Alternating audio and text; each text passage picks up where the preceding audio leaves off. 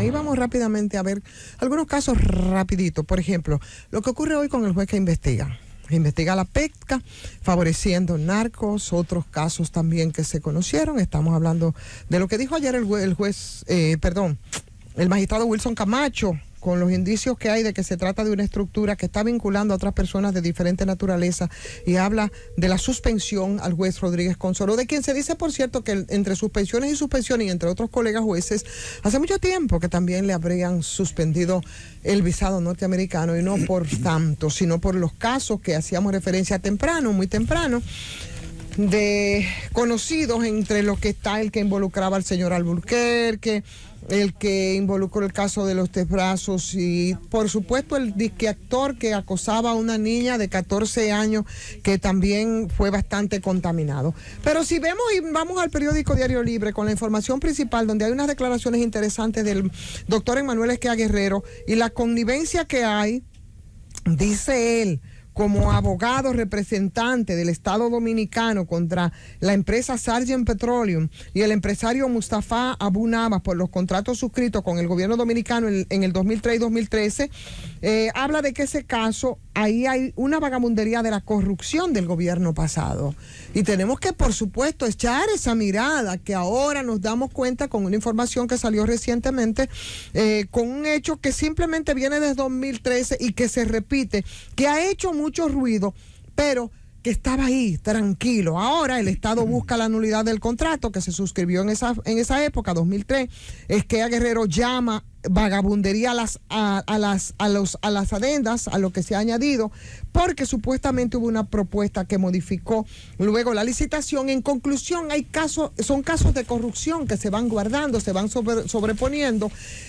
y que parece que nosotros nunca vamos a saber la magnitud de todo. Pero antes de ayer, se hacía una reunión, una revelación del periódico El Nacional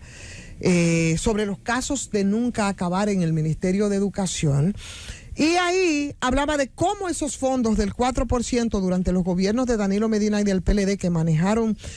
fueron 936 mil millones de pesos entre el 16 y el 19, que nadie fiscalizó y que nadie vio cómo se gastaron, y que evidentemente no fue en educación, porque nosotros estamos atrás en las mediciones que se hace respecto a esto.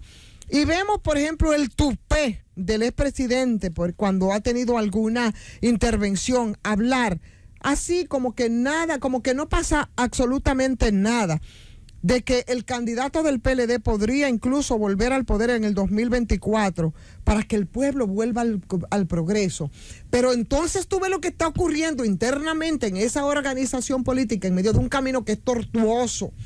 que es espinoso, el que tienen que transitar, no de cara a las elecciones del 2024, sino a mantener, a poder sostener viva esa organización política para que no devenga en lo que fue, por ejemplo, el PRD, que terminó prácticamente, si no en despojo,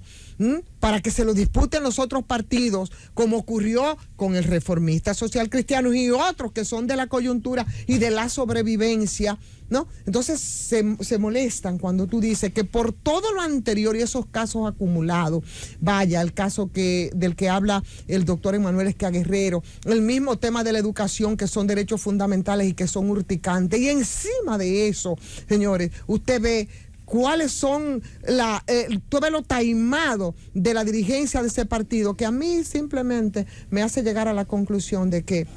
al PLD lo que le toca es hacer ese tránsito creyéndose y no admitiendo muchas de las situaciones que lo llevaron a ese punto, y en medio de esas mismas crisis y fragilidades del liderazgo político dominicano, yo creo que simplemente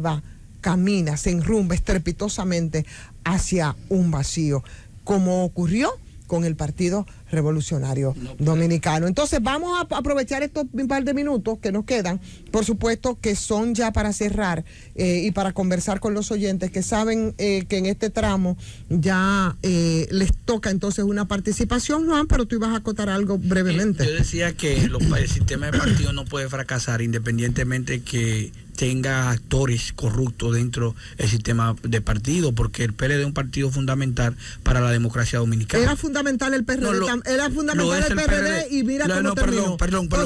es que lo es el PRD. Yo no estoy diciendo que el PRD ni el PLD no lo es. Entonces, lo que yo estoy diciendo, a pesar que no debería ser, pero yo lo que estoy diciendo, por las razones expuestas, parece que por ahí es que se enrumba también. Buenos días. Buenos días. Buenos días. Bueno, eso es otro análisis. No, pero la Fuerza del Pueblo es el mismo, eso es lo mismo, PLD, pero